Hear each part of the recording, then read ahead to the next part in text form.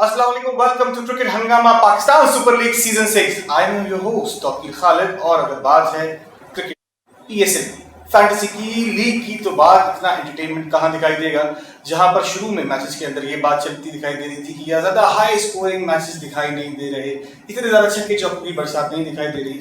अब कहानी उल्टी हो गई। अब कहानी ऐसी है कि हाई स्कोरिंग मैचेस भी दिखाई दे रहे हैं और साथ साथ चेस करते भी दिखाई दे रहे हैं। जिस तरह से कल के मैच की अगर बात करते हैं, पेशावर ज़ल्मी वर्सेस मुल्तान सुल्तान, तो मुल्तान सुल्तान ने एक अच्छा टारगेट सेट किया और पेशावर ज़ल्मी ने 6 विकेटों से और 6 गेंदों से जीत अपने नाम की। और अगर आज के मैच की बात करते हैं, Karachi Kings versus Islamabad United, जो कि दोनों ही टीमें अपना पिछले मैचेस जीत कर आ रही हैं, इसके हवाले से बात करेंगे। मेरे सीधे हाथ पे अगर देखा जाए तो बहुत ही अपने वक्त के टैलेंटेड बैट्समैन और टेस्ट प्लेयर हारून रशीद साहब हमारे साथ मौजूद, मेरे लेफ्ट साइड पे नसीम राजपूत साहब मौजूद हैं और ये दोनों ही जल्दी से तजिया करने के लिए बिल्कुल रेडी है। तो हर में आपसे स्टार्ट करते हैं, जो टॉस जीत रहा है वो मैच जीत रहा है।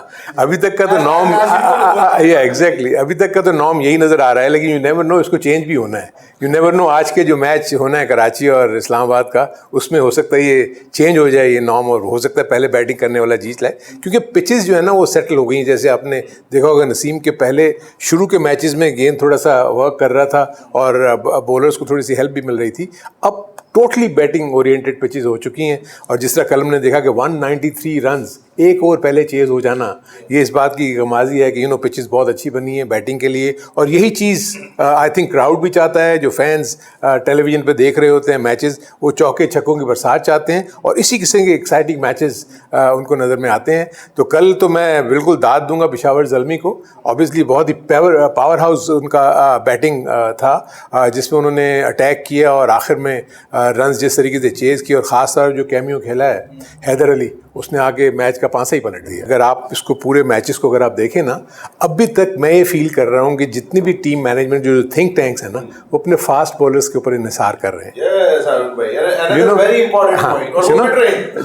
This is what I am. अगर आप कल के मैच में भी देखें, अगर मैं स्ट्रेट अवे आपको सिर्फ वहाँ बताऊँ कि जब शाहिद आफरीदी और कादिर, उस्मान कादिर ने जो बॉलिंग की है, और उसके बाद आपके उन फास्ट बॉलर्स को अगर आप सामने रखें, तो उस्मान कादिर ने 4 ओवरों में सिर्फ 29 रन दे के एक खिलाड़ी को आउट किया। ठीक है, शाहिद आफरीदी थोड़े से एक्सपेंसिव हुए, लेकिन स्टिल उन्होंने अपने फास्ट बॉलर से कम रन दिए। तो एक तो अब ये थिंक टैंक्स जो भी टीम्स के हैं, उनको ये सोचना पड़ेगा, क्या आया हमें तीसरा एक स्पिनर डालना पड़ेगा in place of a fast bowler? क्योंकि देखिए होता है कि जब आप स्पिनर के ऊपर जाते हैं तो आपको उसके ऊपर अटैक करना पड़ता है। जब आप फास्ट बॉलर को खेल रहे होते हैं ऐसी पिचेस के ऊपर, तो आप सिर्फ टाइम करते हैं कि बॉल की लाइन देखी, हिट मार दी, गेंद कनेक्ट होगी, वो छक्का ही होगा या चौका होगा, क्योंकि बहुत कम टाइम मिलता है फील्डर्स को जो बाउंड्री लाइन पे खड़े हुए होते हैं। अगर अच्छा टाइम हो गया हो तो उसको वो चेस कर देंगे। वेयर एज हाँ, जैसे हैदर अली तो बेसिकली देखें उस वक्त तो उसको डू एंड डाई सिचुएशन थी। अभी थोड़ी देर पहले जैसे नसीम ने कहा था कि इमाम के मुतालिक जो बात कर रहे थे, इनफैक्ट इमाम का आउट होना ब्लेसिंग इन डिस्गाइज थी फॉर पेशावर ज़ल्मी। इसके नीचे वो, क्योंकि अगर आप उनकी स्ट्राइक रेट देखें जी, तो वो 194 को चेस करने वाला नहीं था। उसके अगर आप आखिर के 4 ओवर देखेंगे जो उसने बैटिंग की है, उसमें सिंगल टेकिंग हुई है। जो आस्किंग रेट 10 था वो 12 पे चला गया था। और हमने फंसा कहा था, स्पिनर्स पे फंसा था, फास्ट बॉलर पे नहीं फंसा था। हाँ, इसलिए कि वो फास्ट बॉलर्स को करेक्ट होता है। इसीलिए तो मैं कह रहा हूँ कि इस अब PSL में स्पिनर्स का रोल बहुत अहम होता चला जाएगा, और ये बहुत जल्दी इन टीम की जो मैनेजमेंट्स हैं, कोचिंग स्टाफ, ये चीज सिर्फ कराची से नेशनल स्टेडियम की हद तक है या फिर लाहौर? नहीं, फिलहाल तो क्योंकि वहाँ भी फ्रेश पिचेस होंगी, तो इसलिए वहाँ भी शुरू में हो सकता है फास्ट बॉलर्स को हेल्प मिले। अब इसलिए स्पिनर का रोल हो जाएगा। अब हो सकता है कि आप देखेंगे कि ग्रिप करना शुरू कर देगा बॉल, क्योंकि पिचेस अब यूज़ हो रही हैं ना, तो जितनी ज़्यादा यूज़ होंगी उतना ज़्यादा उनका ऊपर का जो टॉप है वो रफ होगा। जब टॉप रफ होगा तो गेंद बाइट करेगा, स्पिन मिलेगा, तो उसकी वजह से जो है ना स्पिनर्स हावी हो सकते हैं। इसीलिए मैं कह रहा हूँ कि मे बी कुछ अरसे के बाद आप देखेंगे कि सेकंड बैटिंग जो है ना वो थोड़ी मुश्किल होती हुई नजर आएगी। ड्यू फैक्टर डेफिनेटली है, क्योंकि बॉल करना ज़रा मुश्किल हो जाता है। लेकिन अगर आपने 200 रन्स, जैसे कि हम बात कर रहे थे कि पिचेस अच्छी हो गई हैं, 200 रन्स प्रॉब्ली ऐसा होगा कि जिसमें आप अगर आप स्पिनर्स रखते हैं अपने पास सेकंड टाइम, देखें ना, फॉर इंस्टेंस आप मेरे अपने नज़दीक, I am not sure, obviously टीमें अभी भी फील करती हैं कि सोहेल तनवीर प्रॉब्ली अभी भी T20 का बहुत अच्छा बॉलर है, लेकिन जिस तरीके से मैं उसको देख रहा हूँ, डाउनफॉल यानी ऑब्वियसली एक चीज़ हमेशा याद रखेंगे, देखिए हर चीज़ का कहीं ना कहीं तो एंड होना है ना। हालांकि सुहेल तनवीर जो है ना वो फर्स्ट क्लास क्रिकेट भी खेल रहे हैं, बड़ी कोशिश करते हैं, फिटनेस और ये सारी चीज़ें, लेकिन आपको पता है कि ये अब यंग लेग्स का खेल है। अगर आप T20 में देखें ना, आपको सिर्फ बॉलिंग के ऊपर ही अपना इंहिसार नहीं करना पड़ता, आपको बैटिंग भी चाहिए, आपको फील्डिंग भी चाहिए।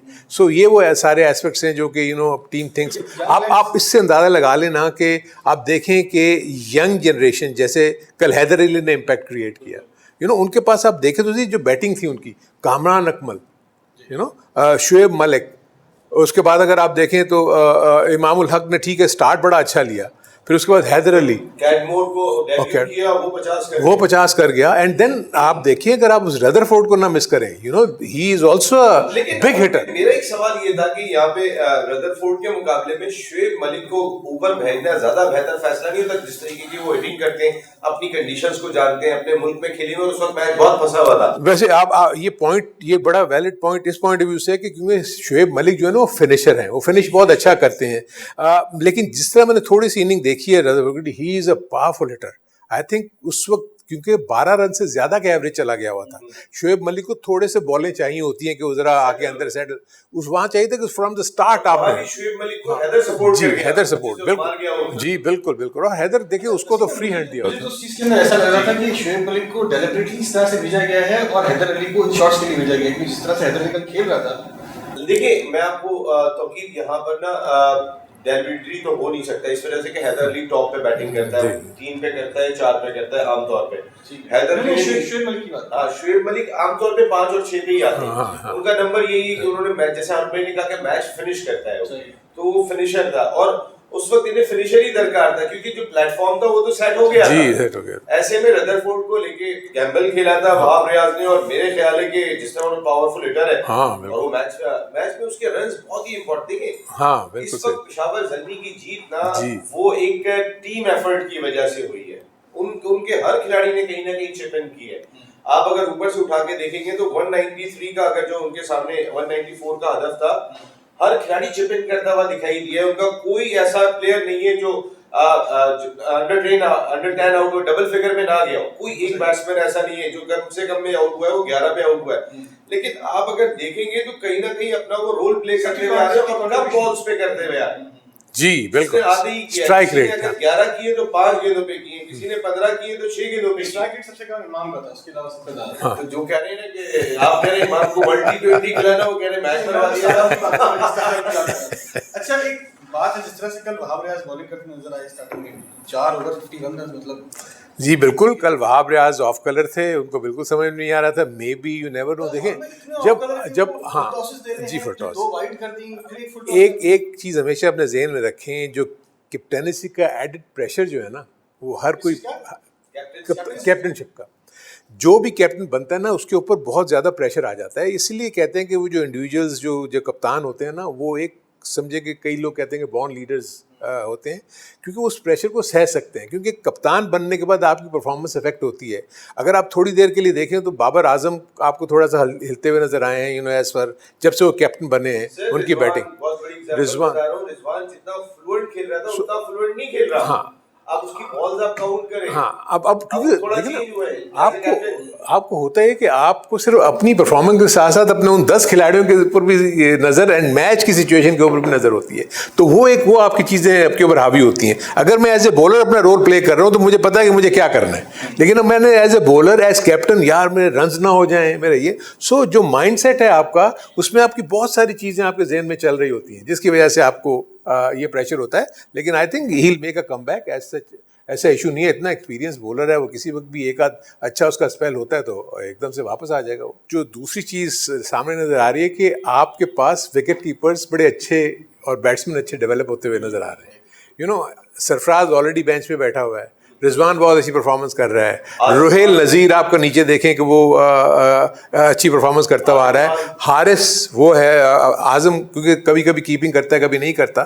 सो जो विकेट कीपर्स, जीशान अशरफ है, प्लस वो हारिस जो लड़का KP से खेल अंडर 19 का प्लेयर है, तो आपके पास ना बड़ा अच्छा माल। लेकिन जो हमें प्रॉब्लम अभी भी जो आ रहा है वो है बैट्समैन का। बैट्समैन का प्रॉब्लम आ रहा है, उसको प्रॉब्लम आ रहा है, इन्होंने बताया ब्रेक कि कुछ और आ रहा है, तो बैट्समैन का प्रॉब्लम बाद में डिस्कस करते हैं। बैट्समैन का प्रॉब्लम बाद में डिस्कस करना पड़ेगा, क्योंकि अभी जाना पड़ेगा ब्रेक पे जाते जल्दी से आते हैं हमारे साथ। Welcome back once again. Break पे जाने से पहले बात चल रही थी सरफराज अहमद, रिजवान के बारे में, कामरान अकमल के बारे में। कामरान अकमल की जो परफॉर्मेंस है वो कितना इम्पैक्ट डालेगी, अभी परफॉर्मेंस ग्राफ ऊपर की तरफ जाएगा या फिर नीचे की तरफ जाएगा। हारून भाई, आपको क्या लगता है T20 वर्ल्ड कप आने वाला है, जो हमारे सीनियर प्लेयर्स हैं, जो लॉर्ड गई, जिस तरह से वहाब रियाज की बात करते हैं, मल्टीपल प्लेयर्स की बात करते हैं, आपको क्या लगता है कि बड़ी चेंजेस दिखाई देंगी आपको उसके अंदर? यंगस्टर्स के परफॉर्मेंस दिखाई दे रहे हैं। थोड़ा सा मैं आपको माइंडसेट बता दूं जो टीम मैनेजमेंट का होता है, क्योंकि मैंने इनके साथ बहुत ज़्यादा डील किया है जब मैं चीफ सिलेक्टर था। नॉर्मली होता है कि हमारे यंग प्लेयर्स जो आ रहे हैं ना, वो इतनी ज़्यादा अपना इम्पैक्ट शो नहीं कर रहे, वो उनमें वो कंसिस्टेंसी नहीं नज़र आती। इसलिए जो टीम मैनेजमेंट है ना, वो चाहती है कि उनको एक्सपीरियंस दे दिया जाए।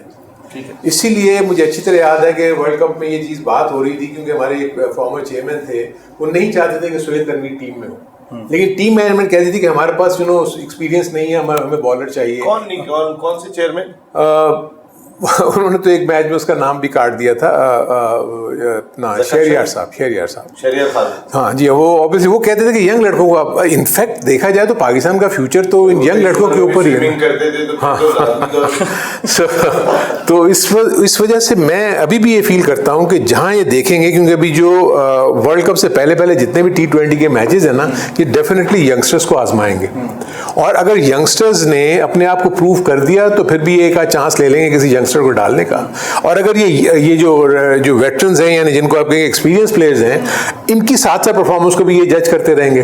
देखिए ऑलरेडी शोएब मलिक को उन्होंने काफ़ी अर्से बाहर रखा, हफीज़ को भी एक आध सीरीज़ में नहीं खिलाया। इसी तरह आप देखेंगे वहाब रियाज को भी हो सकता है एक आध सीरीज़ खिलाएं, एक नहीं खिलाएं, लेकिन जहाँ ये नए लड़के नहीं खिलाएं, तो इसीलिए मैं कह रहा हूँ उन यंग प्लेयर्स को जो आगे आपके ऊपर आते हुए नजर आ रहे हैं। आमिर ऑब्वियसली T20 का बहुत अच्छा बॉलर है।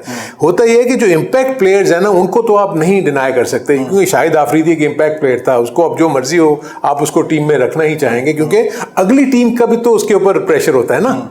अगर आमिर बॉलिंग कर रहा है तो सामने वाला बैट्समैन भी तो कहेगा यार आमिर बॉलिंग कर रहा है, जो कि बड़ी अच्छी स्विंग भी करता है, यॉर्कर भी अच्छी है, स्लो डिलीवरी भी अच्छी है। शाहिद आफरीदी का पता है किसी वक्त आके वो मैच जिता के ले जाएगा, अपनी बॉलिंग से वो जो है वो 1-2 विकेट ले लेगा। सो इसलिए अच्छी कर लेगा, कैचेस अच्छे ले लेगा। हाँ जी, कैचेस अच्छे। तो इसीलिए मैं कह रहा था कि अभी इनका इन्हिसार यही होता है कि कोशिश करें कि एक्सपीरियंस प्लेयर्स, उनके साथ कुछ यंगस्टर्स, क्योंकि आपको फील्ड में यंग लेग्स चाहिए जो भाग दौड़ करके फील्डिंग अच्छी करें, कैचेस अच्छे करें। नसीम भाई, जिस तरह से हारून भाई ये बात कर रहे हैं कि एक्सपीरियंस इवेंचुअली ज़रूरत पड़ती ही है, जो कि तरीक़ेकार है सेलेक्टर्स का, प्लेयर्स को सेलेक्ट करके आगे प्रोवाइड करने का कप्तान को। नसीम भाई, आपकी पर्सनल ओपिनियन क्या है कि देखें हमेशा क्या होता है कि मुझे अच्छी तरह याद है जिस टेस्ट मैच के अंदर हमने बड़े पुशअप लगाए थे, उस जब सीरीज़ के लिए हम इंग्लैंड जा रहे थे तो मोहम्मद हफीज़ आखिरी वक्त तक जो है वो रेड जोन के अंदर थे। इवेंचुअली हमें पता लगता है कि जो है मोहम्मद हफीज़ को जो कॉल हो गई और वो वहाँ से जो है वो मैच खेलने के लिए इवेंचुअली चले जाते हैं। तो मतलब ये जो प्लेयर्स को जिस तरह से यूटिलाइज़ किया जाता है, ख़ासतौर पर शोएब मलिक को, मोहम्मद हफीज़ को या शाहिद आफरीदी को किया जाता था, ये आपको नहीं लगता कि ये एकदम सडन न्यूज़ क्यों आती हैं हमारे पास कि यार इनको सेलेक्ट कर लिया और ये जाएंगे? देखिए क्योंकि ये क्राइटेरिया गलत है। बेहतर जवाब जो मैं बात करने जा रहा हूँ वो हारून भाई देंगे, लेकिन देखना ये पड़ता है कि हमारा नेक्स्ट असाइनमेंट क्या है, इस साल हमारा क्रूशियल इवेंट क्या है, किस फॉर्म ऑफ क्रिकेट में। मिसाल के तौर पे हमने ODI का वर्ल्ड कप खेलना है, हमने T20 का वर्ल्ड कप खेलना है, फिर हमने जाके खेलना कहाँ पर है। ये तमाम चीज़ें हम शायद बात कर रहे होते हैं कि भाई उसने तो ये परफॉर्मेंस दी थी पाकिस्तान में, और भाई पाकिस्तान में दी थी, वो ऑस्ट्रेलिया में के लिए कितना इफेक्टिव है वो क्रिकेट खेला हुआ आदमी बता सकता है। तो इस वक्त हमारा जो सबसे बड़ा असाइनमेंट दिखाई दे रहा है वो इस साल वर्ल्ड T20 दिखाई दे रहा है, जो इंडिया में खेला जाएगा, उस सरजमीन पे खेला जाएगा कि ऑलरेडी जो है वो क्राउड में बैठे हुए लोग जिस तरह आपके ऊपर आवाजें निकाल रहे होते हैं, वो कोई नॉर्मल आवाज नहीं होती, उसमें लिटरली गालियां दी जा रही होती है। ये लफ्ज बड़ा होता है, लेकिन जब यहाँ पे आती है इंडियन टीम तो शायद हमारा क्राउड ऐसा नहीं करता, लेकिन वहां पे बाकायदा तौर पे इस तरीके का होता है। हारून भाई ने इंडिया का टूर किया, प्यार भी करते हैं, ऐसा नहीं है, लेकिन आप ग्राउंड में जब इंडिया की टीम के खिलाफ मुकाबला कर रहे हैं और आप सबकत लिए हुए, तो फिर उस वक्त तो आपको सुनना पड़ेगी। क्या वो एक यंगस्टर इस चीज को एब्जॉर्व करने की सलाहियत रखता है? लेकिन एक शख्स ने जो पहले टूर किया हुआ है वो रखता है इंडिया में। तो उस जगह पे मेरे ख्याल इंडिया के प्रेशर में उनके क्राउड को देखते हुए अगर हमारे यंगस्टर्स परफॉर्म नहीं करते, देखें शाहनवाज धानी कल आपने बॉलिंग करते हुए देखा था, देखा था धानी, बिल्कुल देखा। एक चीज नजर, हालांकि वो 44 रन दिए उन्होंने, 2 आउट किए, लेकिन एक अच्छा लड़के की स्टोरी बड़ी इमोशनल है। मतलब वो जो है उसके पास शूज के पैसे तक नहीं थे, उसके पास हारून भाई के पास भी नहीं थे। हारून भाई के पास सारे क्रिकेटर्स गरीब घरानों से आए, सही से बता। नहीं, ये तो पैसे वाले बहुत थे। अच्छा सुने, मैं जो बात आपको कह रहा था, ये बहुत सीरियस है कि शाहनवाज धानी आपको मिले, मोहम्मद इमरान जल्नी के जो फास्ट बॉलर दिखाई दिए, 24 रन दिए उन्होंने, यानी वहाब रियाज जिस पिच के ऊपर 59 रन दे रहे हैं, 55 रन दे रहे हैं, वहां वो 24 रन देके जा रहे हैं अपने 4 ओवर्स के अंदर अपने डेब्यू पे। तो आपके पास एक लॉट आ रही है, लेकिन क्या ये लॉट आप इंडिया नहीं अगेंस्ट इंडिया की सरजमीन पर वर्ल्ड T20 में खिलाएंगे? ये बहुत मुश्किल काम होता है। आपको ग्राउंड के अंदर जब वो एटमॉस्फेयर के अंदर उतरता है, वहाब इसको एब्जॉर्ब करने की सलाहियत रखता है क्योंकि एक्सपीरियंस है। आमिर इस कंडीशन को एब्जॉर्ब करने की सलाहियत रखता है, एक्सपीरियंस है। इसी वजह से पाकिस्तान को एटलीस्ट 2 एक्सपीरियंस बॉलर शामिल करने पड़ेंगे इंडिया की वर्ल्ड T20 में, जहां पे वो नसीम शाह की कारकर्दगी देख रहे हैं, जहां वो हसनैन की कारकर्दगी देख रहे हैं, जहां हारिस रऊफ की कारकर्दगी देख रहे हैं, क्योंकि शाहिनशाह अफरीदी अब काफी हद तक सेटल हो गए, बिल्कुल सेटल हो गए। लेकिन जहां उनकी कारकर्दगी, अब शाहनवाज धानी एक नाम उनके सामने आ गया, एक मोहम्मद इमरान उनके सामने आ गया, और अब फिर एक चीज माइंड में ये कि 2 यंग होंगे और 2 सीनियर होंगे। लाजमी तौर पे आपको देखें, हफीज और शुएब मलिक, जितनी कारकर्दगी हैदर अली देखी जा रही होगी ना, उतनी शुएब मलिक की भी देखी जा रही होगी, बहुत क्लोज आई से, क्योंकि शुएब मलिक उस कंडीशन को एब्जॉर्ब कर सकता है। बाकी ये ज्यादा आई थिंक इसके ऊपर मैं और फर्दर पॉइंट ऐड करूंगा कि जो एक्सपीरियंस की बात कर रहे हैं ना, देखें अभी तो धानी ने एक ही मैच खेला है ना, और इसी तरह इमरान ने एक ही मैच खेला, तो हम बहुत जल्दी कोई भी एक अच्छी परफॉर्मेंस के ऊपर ना हम ऐसा बिठा लेते हैं कि बस ये हमारा फ्यूचर स्टार, क्योंकि एक्चुअली कंसिस्टेंट परफॉर्मेंस इस चीज़ को डिटरमिन करेगी कि क्या, देखें ना, अगर थोड़ा सा प्रेशर होता, अगर आप देखें ना, धानी ने पहले 2 ओवर कितने अच्छे कराए, उसके बाद आगे जब उसने फिर एक आध आउट करने के बाद आप देखें, उसके बाद आते ही वो उस प्रेशर को, जब उसके ऊपर हिटें लगनी शुरू हुई, उसके बाद एक्सपीरियंस नहीं था कि मैं अपनी बॉलों को बचाऊं कैसे।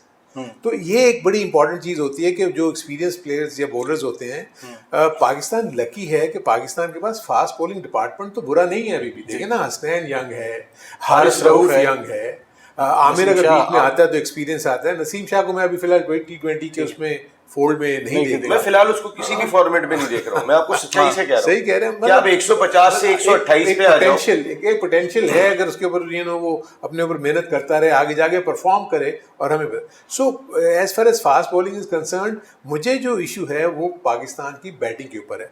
देखिए, कॉन्ट्राडिक्टरी, मैं अगर आपको एक और स्टेटमेंट दूं कि अगर आपको याद हो, जब सरफराज नवाज चैंपियंस ट्रॉफी जीतने के लिए गए थे, आपको पता है कि 8 नए प्लेयर गए थे उस स्क्वाड में, और PSL से गए थे। जी, 8 ऐसे प्लेयर जिनको इंटरनेशनल क्रिकेट में किसी ने नहीं देखा होगा। शादाब, तो मुझे अच्छी तरह याद है, हसन अली, फखर जमान, ये आप सब नाम ले रहे हैं ना, तो मैं आपको थोड़ी बड़ी इंटरेस्टिंग बात बताऊं कि जब ये टीम जा रही थी ना, तो उस जमाने में नजम सेठी वो थे, वन ऑफ द डायरेक्टर थे शायद उस वक्त, तो मुझे कहने लगे, हारून यार ये बताओ, एग्जीक्यूटिव कमेटी के चेयरमैन, यस, उन्होंने कहा, हारून मुझे ये बताओ यार, तुम मुझे मशवरा दो, क्या ये मैचेस देखने जाऊं या ना जाऊं? यार टीम तो बिल्कुल नए लड़कों के साथ जा रही है, वहाँ तो सारे इंटरनेशनल है।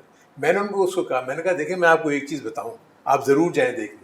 मैंने कहा क्यों? मैंने कहा इसलिए कि यू नेवर नो, जो अननोन फैक्टर है ना, वो काम कर जाए, वो क्या कर जाए। हाँ, वो, और अननोन फैक्टर मैंने कहा क्या है? मैंने कहा 8 ऐसे प्लेयर हैं जिनको इंटरनेशनल फोरम एरिना में किसी ने भी नहीं देखा, एनालिसिस ही नहीं हुआ उनके, उसकी एनालिसिस नहीं हुई, तो you never know, you know, ये आपका ये काम कर जाए ये हर बार, और ये 8 प्लेयर्स आपको चैंपियंस ट्रॉफी जिता के ले। अच्छा, ये एनालिसिस की बात इस बात पे कि हमारे चेयरमैन ऐसा सोचते हैं, टीम हारेगी तो नहीं जाऊंगा, जीतेगी तो जाऊं, ये उस पॉइंट ऑफ व्यू से कहा था कि यार, मतलब हारेगी तो मैं बर्दाश्त नहीं करूंगा, इट्स नॉट दैट, मतलब कि मैं वहां जाऊंगा, इतना मतलब एक्सपेंस होगा, वहां जाके बैठ के पता लगे बाद में कोफ्त होगी, जीतेगी तो जाऊंगा। फिर दूसरी बात मेरी ये इट्स नॉट, मतलब ये है कि आपको चांस नजर आता है तो आप चाहते हैं ना मैं जाके हर मैच देखूं, ऐसा तो होता है ना, कि आपको अगर जीत रही होगी तो खुशियां अलग होती हैं, तो वो एक उन्होंने इस तरीके से, हम एक चीज है कि एनालिसिस की जब हम बात कर रहे होते हैं, हम अक्सर देखते हैं हमारे कोचेस अब जो हैं और मैनेजर जो हैं, जिन्होंने लैपटॉप वगैरह लेके बैठे, हमारा फिजियो लैपटॉप पर बैठा है। इंटरनेशनली जब इस चीज को देखते हैं तो 2004 में 3-4 के अंदर मुझे अच्छी तरह याद है, वो आई थी साउथ अफ्रीकन टीम आई थी यहाँ पे, जिसमें आसिफ ने बड़ी एक्स्ट्राऑर्डिनरी गेंदें की थी, सिलेक्ट हुआ था पाकिस्तान टीम के लिए। तो हमारा जो एनालिसिस वाला जो डिपार्टमेंट है और हमारा जो टेक्नोलॉजी वाला डिपार्टमेंट है, आपको कहाँ लगता है वो कहाँ नहीं, आई थिंक वो बहुत ही वेरी वेल ये चीज लोग जानना चाहते हैं। नहीं, मैं आपको बताऊं कि बहुत वेल इक्विप्ड है। आपका जो हाई परफॉर्मेंस सेंटर है उसमें एक पूरा एक सेक्शन, यानी एक उनको बाकायदा 2 से 3 कमरे उनको दिए हुए हैं, जिसमें उन्होंने इस वक्त दुनिया भर में जो भी क्रिकेट होती है ना, उसका तमाम का तमाम डेटा उनको रिकॉर्ड करते हैं वो। उसके बाद उसको वो अपने उसमें इंडिविजुअल प्लेयर के बाद हाँ, जिस भी टीम का टूर पे आप जिस भी मुल्क के दौरे पे आप जाते हैं, उस टीम का डेटा पिछली 1 सीरीज 2 सीरीज 3 सीरीज 50 ओवर्स हैं या T20 है या टेस्ट मैचेस हैं, उसमें ये जो आपकी टीम मैनेजमेंट है, एनालिस्ट के बैठ के उनकी स्ट्रेंथ और वीकनेसेस को देखती है। ये तो देखें इन्फॉर्मेशन उनको मिल जाती है, लेकिन उसके बावजूद देखें टेक्नोलॉजी के होते हुए भी आप देखें कि अभी भी 200-250 रन यूँ आराम से चेज हो जाते हैं T20 में, 225 रन चेज हो जाते हैं। इनफैक्ट वो जो टेक्नोलॉजी है आपको प्रोवाइड तो करती है इन्फॉर्मेशन, लेकिन इसका मतलब ये नहीं कि टेक्नोलॉजी से आप मैचेस ही जीत जाएंगे। मैचेस आपको मैदान में जीतने पड़ेंगे। एक बात ये भी है कि टेक्नोलॉजी के साथ क्या हमारे प्लेयर जो हैं वो उस चीज को ऑब्जर्व कर पाते हैं, नहीं कर पाते? शुरू में ये इश्यूज थे क्योंकि उनको समझ नहीं आता था कि क्या मतलब बात हो रही है। क्योंकि मुझे अच्छी तरह याद है कि बॉब वुलमर ने फर्स्ट टाइम ये लैपटॉप वाला कॉन्सेप्ट, अगर आपको याद हो, तो शुरू किया था। जब बॉब वुलमर कोच बने थे तो मैं मैनेजर था। अच्छा। प्रॉब्लम सबसे बड़ी ये हो रही होती थी कि जब टीम सामने बैठी हुई होती थी उसमें अंग्रेजी कोई नहीं बोलता था। तो बॉब वुलमर मुझे अपने साथ बिठाता था, कहता था यार ये जो उर्दू में बोल रहे हैं तो मुझे उसको अंग्रेजी में लिख के दो, ये क्या बोल रहे हैं, ताकि मुझे पता लगे। सो यू नो इस तरीके से अब तो खैर प्लेयर्स मेरा ख्याल है बेहतर हो गए हैं, वो प्लेयर्स एक दूसरे को अंग्रेजी को समझना, क्रिकेटिंग लैंग्वेज जो है वो अब समझ लेते हैं। तो आई थिंक ये तो ऑनगोइंग प्रोसेस है। यू नो मुझे बॉब वुलमर लेके बैठा हुआ होता था यासिर हमीद को, देखो तुम ऑन साइड पे खेलते हो, तुम्हारा ये प्रॉब्लम है, तुमको इसको ये करना है, ऑफ साइड पे तुम ज्यादा खेलो, ये करो। मतलब वो ये इस तरह की एनालिसिस होने के बाद उसके काम उसके ऊपर होता है। बिल्कुल ठीक है हारून भाई, अभी हमें जाना पड़ेगा सवाल है आपसे जो आपने इसको डिस्कस करना है। अगर हम कंपेयर करते हैं इंडिया से ऑस्ट्रेलिया से, तो वो जिस तरीके की फेयरलेस क्रिकेट खेल रहे हैं, हम उतनी फेयरलेस क्रिकेट नहीं खेल रहे। ऑस्ट्रेलिया हमारा प्लेयर जो है वो अपनी जगह बनाने के लिए खेल रहा है, उसके लिए अपने 40 रन इंपॉर्टेंट है। और जो टीम मैनेजमेंट की मंजूर नजर है वो तो उनको कहते हैं कि जाके अपने 40 पहले तुम करो। जो मंजूर नजर, उस पर हारून भाई को भी मैं बात करूंगा, अगर ये पूछेंगे वो कौन है मैं बता दूंगा। ये बहुत इंपॉर्टेंट है कि दुनिया की टीमें अगर फेयरलेस क्रिकेट खेल रही हैं तो हम क्यों नहीं खेल रहे हैं, इस पर जरूर बात करनी। दुनिया की टीमें कितनी फेयरलेस क्रिकेट खेल रही है, हम खेल रहे हैं नहीं खेल रहे, इसका जवाब देंगे ब्रेक के बाद हारून रशीद साहब। Thanks lot. Welcome back once again. Break पे जाने से पहले बात हो रही थी कि दुनिया में जिस तरह से फेयरलेस क्रिकेट खेली जा रही है, क्या पाकिस्तान उस तरह से फेयरलेस क्रिकेट खेल पाएगा या नहीं खेल पाएगा। लेकिन उससे ज़्यादा ज़रूरी है, हमारे पास टाइम बहुत शॉर्ट है। सबसे पहली बात मैं ये करना चाहूँगा Karachi Kings versus Islamabad United के हवाले से कि आज जो मैच खेला जाएगा, दोनों ही टीम अपना मैचेस जो है जीत कर आ रही हैं, मोराल दोनों ही टीम्स का बहुत हाई होगा।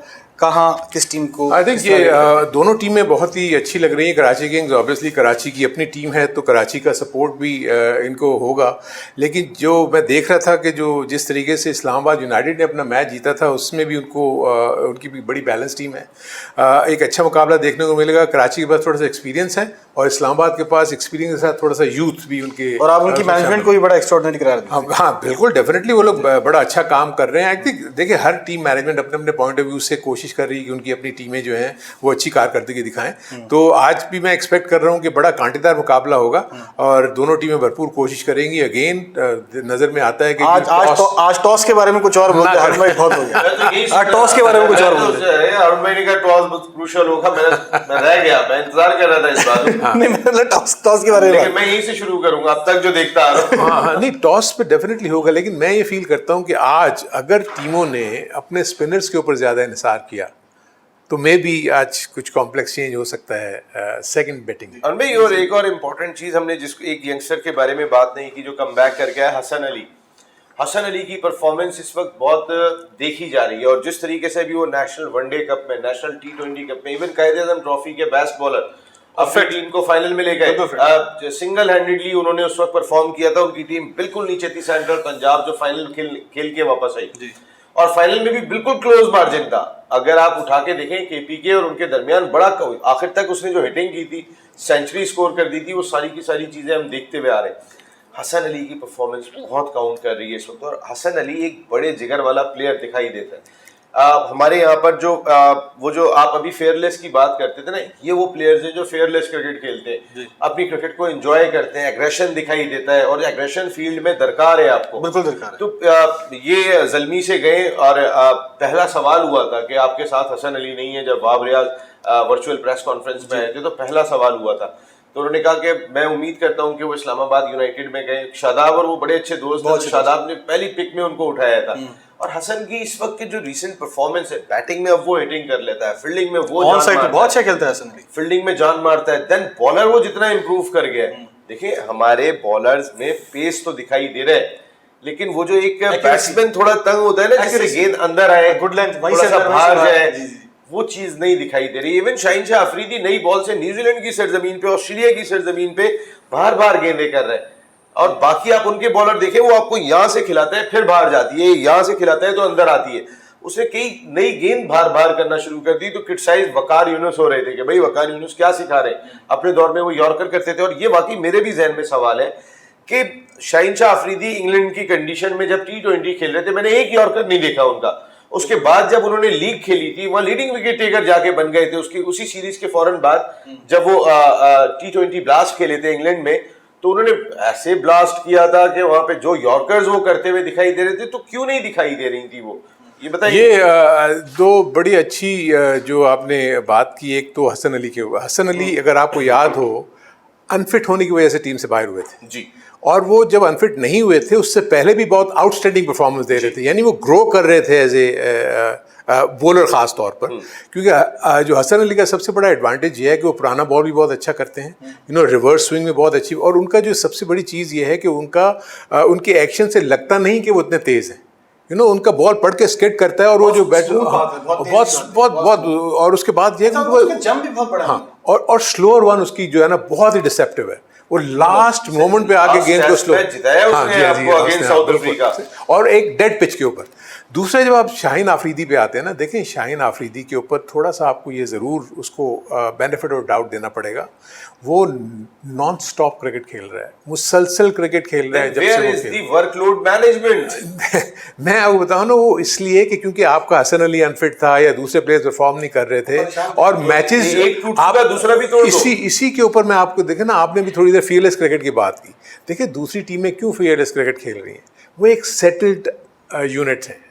पाकिस्तान की क्रिकेट की टीम देखें हर वर्ल्ड कप के बाद, चाहे वो T20 का हो, चाहे वो 50 ओवर्स का हो, कह दीजिए रीबिल्डिंग शुरू हो गई। सो हम तो सेटल्ड है ही नहीं, तो फेयरलेस क्रिकेट कहाँ आएगी। जब टीम सेटल नहीं होती तो लामहाला प्लेयर्स अपनी पोजीशन के लिए पहले खेलते हैं एंड देन वो टीम का सोचते हैं। ये एक नेचुरल फिनोमेना है, तो हमें इस चीज़ को भी देखना होगा। पाकिस्तान में ख़ास तौर पर इस जमूद को तोड़ना पड़ेगा कि आप जैसी टीम कोई टूर्नामेंट हारती है आप सारा कुछ चेंज कर देते हो। ये कोई ज़रूरी नहीं है, क्योंकि जो नया आने वाला भी तो उन्हीं प्लेयर्स को सिलेक्ट करता है ना।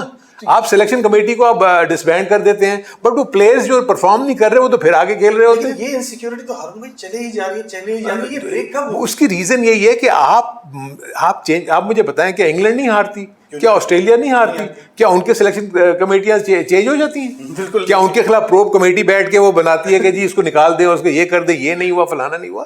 क्योंकि हमारा प्रेशर इतना ज़्यादा है, प्रेशर मीडिया का, कि वो क्रिकेट बोर्ड को हिला के रख देता है।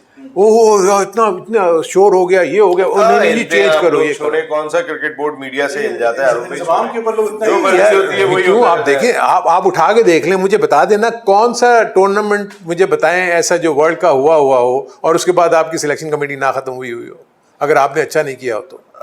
वैसे बहुत मेरा कहने का मकसद है बहुत खराब हो गया होगा तो फिर तो प्रेशर हर तरफ से डेवलप हो जाता है, लेकिन मीडिया तो सारा साल बोलता रहता है, आप लोग कहाँ परवाह करते हैं ये अच्छा एक नहीं, वो हमारी पोजीशन की हद तक तो ठीक आप कह रहे हो, लेकिन टीम के पॉइंट ऑफ व्यू से तो होता है, टीम की पॉइंट ऑफ व्यू से आता है प्रेशर। और नहीं, ये एक कासिम अकरम लड़का है, यंग लड़का, यस। और हमें ऑफ स्पिनर बड़े अरसे से नहीं मिला, बैटिंग भी कर लेता है, ये टॉप ऑर्डर में आके भी बैटिंग करता है, तो इसका रोल आप कहीं? He is a very good allrounder, under 16 का प्रोडक्ट है ये भी, अगेन उसको अंडर 16 से पिक किया था और इसमें एबिलिटी है, अंडर 19 में जाके भी इसने बड़ा अच्छा परफॉर्म किया है, लेकिन अगेन इसको 1 से 2 सीजन 3 सीजन जो है ना वो डोमेस्टिक के जरूर होने चाहिए। जैसे आप स्पिनर्स का रोल कह रहे हैं, यहाँ पे आप अगर यहाँ पर अगर आपकी इसमें आपके इस PSL में अगर उसकी जगह बन रही है as a third spinner, why not, he can bat, good fielder.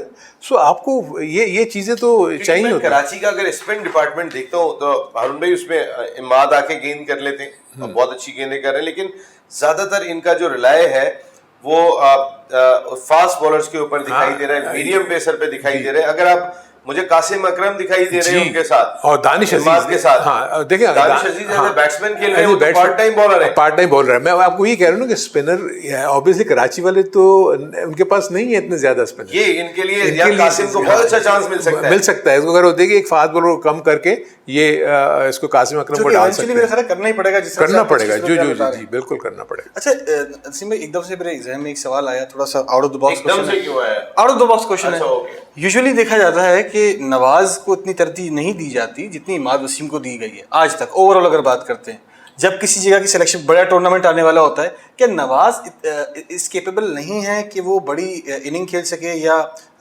ऐसी गेंदें कर सके? या किसी जगह पे मैं देखता हूँ कि अगर ब्रेक होने वाली पिच भी होती है वहां पे भी इमाद वसीम को लेके जाया जाता है, जबकि उसका बॉल अंदर आता है, इतना ब्रेक नहीं होता। तो हमेशा ऐसा क्यों रहता है? तो नवाज इमाद ने नई गेंद से परफॉर्म बहुत किया है। अगर आप अपनी सरफराज की क़यादत में T20 की फतवात उठाएंगे ना, उसमें जहां हसन अली का बड़ा रोल था, जहां पे और दीगर खिलाड़ी, वहाँ अम्माद ने जो नई गेंद से गेंद की ना, सरफराज का बहुत कॉन्फिडेंस होता था और वो विकेट भी लेकर देते थे और रन्स भी नहीं पड़ते थे। वेयरएज नवाज तो खेले ही कोयटा ग्लैडिएटर से, तो फिर सरफराज अम्माद पे क्यों भरोसा कर रहे हैं? इसका मकसद ये है कि अम्माद को वो जगह पता थी। ऐसा भी हो सकता है कि सेलेक्टर जो प्लेयर दे रहे हैं वो तो सरफराज पे चले गए। ये बात नहीं है, सरफराज की अपनी भी राय होती थी। इंतजाम जब सेलेक्टर तो सरफराज की अपनी राय होती थी। बिल्कुल ऐसा नहीं है। लेकिन मैं खुद जानना चाहता हूँ। लेकिन मैं बात ये कर रहा था, इमाद ने डिलीवर किया था, Imad as a batsman deliver करके किया था लोअर ऑर्डर के अंदर। लेकिन चले मैं उसकी बैटिंग हटा दूं ना, उसने जो नया गेंद किया है ना, उस वक्त जो आप 14 में से 11 सीरीज जीते, उसमें इमाद का बहुत बड़ा रोल है। और देखिए इसमें कंसिस्टेंसी वाला एलिमेंट, जैसे उन्होंने कहा ना कि मुसलसल परफॉर्मेंस, इमाद ने जब भी इंटरनेशनल क्रिकेट में आने के बाद उसने अपना इम्पैक्ट शो किया है, चाहे वो बॉलिंग में हो चाहे वो बैटिंग में हो।